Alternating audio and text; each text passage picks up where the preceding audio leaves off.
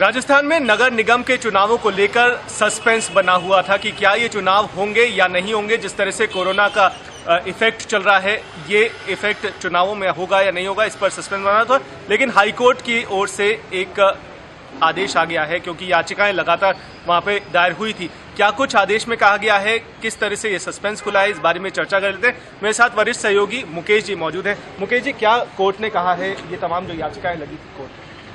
देखिए, सबसे इम्पोर्टेंट बात यह है कि जो कोरोना का जो संक्रमण इस वक्त जो चल रहा है, उसको लेकर के एक बड़ी आशंका थी कि जब चुनाव होंगे, चुनाव में ईवीएम मशीन का उपयोग होगा, लोग एक जगह बहुत सारी भीड़ इकट्ठी होगी, वो कई बार मतलब हजारों में भी होती है। वो खतरा बना हुआ था संक्रमण का, और सरकार ने इसके लिए चुनाव आयोग को कहा कि वो फिलहाल जो है वो चुनाव टाल दे।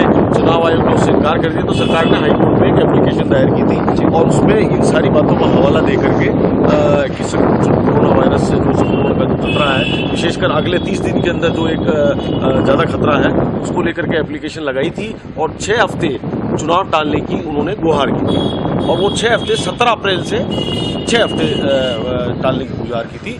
तो आज वो कोर्ट में एप्लीकेशन लगी, तो जस्टिस संगीत लोढ़ा और जस्टिस व्यास की जो बेंच थी, उन्होंने उस एप्लीकेशन को और साथ में जो करीब 8-9 PIL भी थी अलग अलग लोगों की, उन PILs को डिस्पोज ऑफ कर दिया है और 6 हफ्ते चुनाव टालने की परमिशन दे दी है।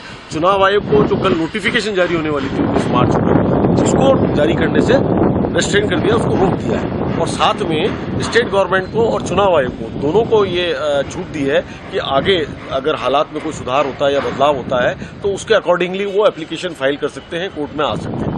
तो कुल मिलाकर 6 हफ्ते के लिए चुनाव टल गए हैं राजस्थान में नगर निगम के चुनावों में।